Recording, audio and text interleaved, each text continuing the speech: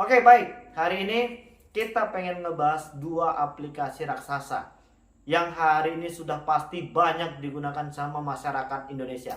Dan kemungkinan banyak juga yang terancam gagal bayar atau mungkin sedang menikmati masa-masa diteror karena sudah mendekati masa jatuh tempo. Dan bagaimana pengalaman kalian ketika menikmati masa-masa seperti ini.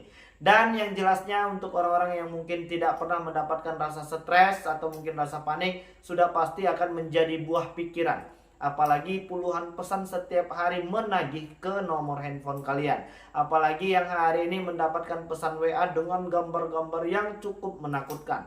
Berkulit hitam, rambutnya keriting, dan wajahnya sangat. Oke, hari ini kita pengen ngebahas aplikasi Akulaku dan Kredivo yang katanya sudah tidak lagi terdaftar di daftar pinjol legal OJK terbaru. Siapa yang hari ini mungkin belum mampu melakukan pembayaran di dua aplikasi raksasa ini? Dan bagaimana pengalaman kalian ketika langsung bertemu dengan debt collector lapangan di dua aplikasi tersebut? Jadi kita pengen ngejelasin ya, supaya nanti jangan ada lagi yang salah paham. Jangan lagi ada yang berpikiran kesana dan kemari. Untuk aplikasi Kredivo dan Akulaku itu memang tidak masuk ke dalam daftar list pinjol legal OJK.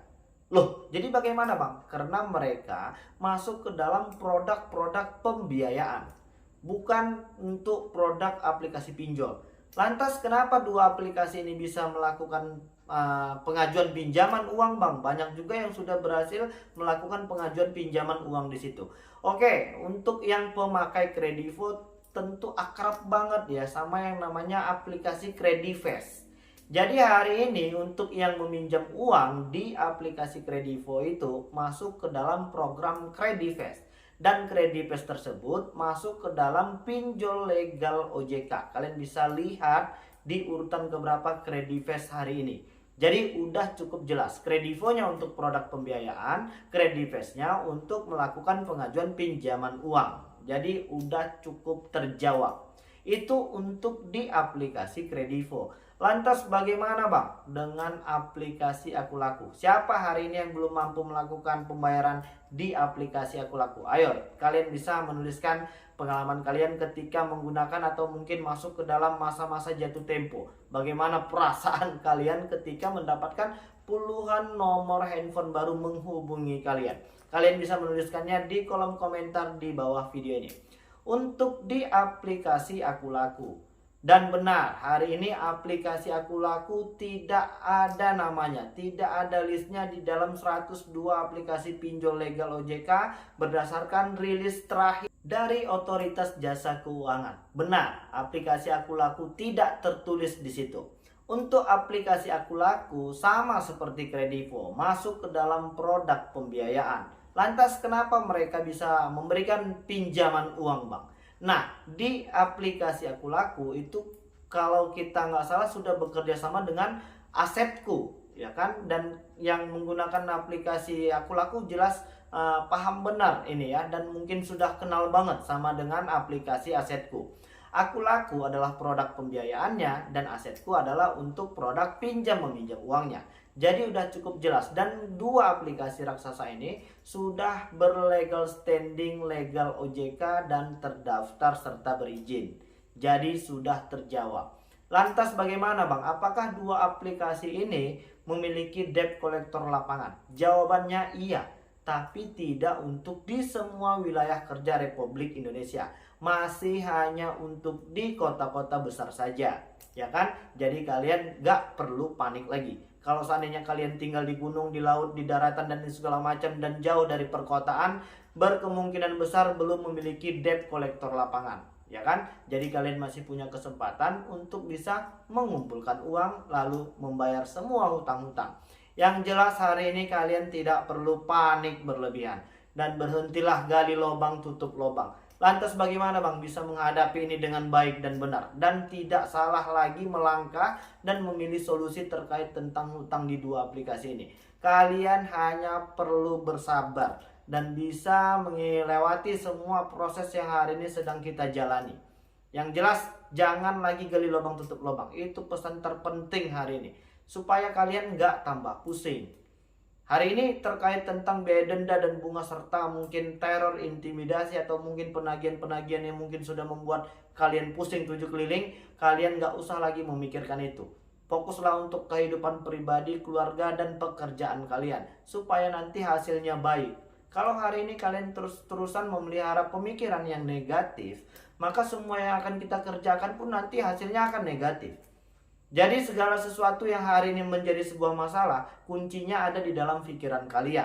Kalau pikiran kalian itu bisa jernih dan kalian tidak melakukan tindakan negatif apapun, maka insya Allah pasti ada solusi terbaik, ya kan, untuk semua masalah yang hari ini sedang kita hadapi.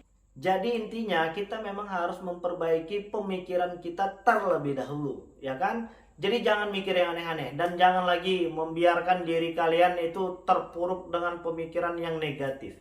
Dan untuk yang mungkin hari ini belum mampu membayar, ya kan, lalu kalian minjol lagi di aplikasi yang lain, nanti kalian tambah pusing. Hitung-hitungannya sudah pasti tambah rugi. Kenapa seperti itu?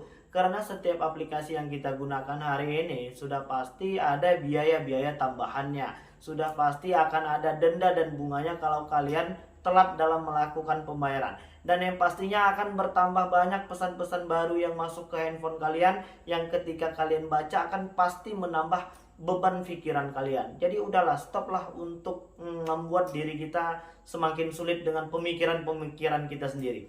Jadi Bang, apa yang harus dilakukan ketika kita memang belum mampu melakukan pembayaran? Yang nggak ada, kalian hanya butuh waktu dan proses hari ini. Terkait tentang jumlahnya yang mungkin kalian anggap banyak, itu karena hari ini kita belum punya uang. Jadi bagaimana? Kita harus menjadi orang kaya. Kita harus bisa terbebas dari segala macam godaan produk-produk pembiayaan. Hari ini banyak ibu-ibu yang tergoda menggunakan pay letter misalnya. Dan hampir di setiap aplikasi yang hari ini sedang kita pakai, ada tuh aplikasi pay letternya, ya kan? Jadi cobalah untuk menahan diri dan hawa nafsu, ya kan? Lebih baik menggunakan segala sesuatunya itu yang memang benar-benar kita butuhkan saja, bukan yang kita inginkan, ya kan? Ketika kita bisa mencukupi semua kebutuhan, maka insya Allah kita juga pasti bisa melewatinya. Tapi kalau kita sudah mengedepankan keinginan untuk beli iPhone, beli ini, itu segala macam, dan sementara itu hanya untuk kebutuhan gaya-gayaan, maka nanti kita sendiri yang akan sulit untuk menyelesaikan satu persatu permasalahan yang hari ini sedang kita hadapi. Jadi cobalah untuk mengintip peluang apa yang hari ini mungkin bisa mendatangkan uang, ya kan, menambah cuan, supaya kita bisa membayar sedikit demi sedikit hutang yang hari ini sudah langsung mengejar-ngejar kita. Apalagi yang mungkin sudah ketemu sama debt collector lapangan, ajak masuk ke rumah, sediakan makan dan minumnya, berbicara dengan santai, dengan sopan dan santun. Insya Allah pasti abang-abang debt collector lapangan itu juga akan mengerti, ya kan? Oke. Jadi mungkin itu dulu yang bisa aku sampaikan, dan mudah-mudahan video ini bisa memberikan sedikit pengetahuan dan wawasan. Yang penting kalian nggak perlu panik lagi, jalani segala sesuatunya dengan baik dan tidak melakukan tindakan negatif apapun. Dan mudah-mudahan video ini bisalah ya membakar kembali semangat kawan-kawan yang mungkin sedang padam, ya kan, supaya bisa segera terus berbenah dan menjadi pribadi yang lebih baik lagi. Mungkin itu dulu yang bisa aku sampaikan. Assalamualaikum warahmatullahi wabarakatuh.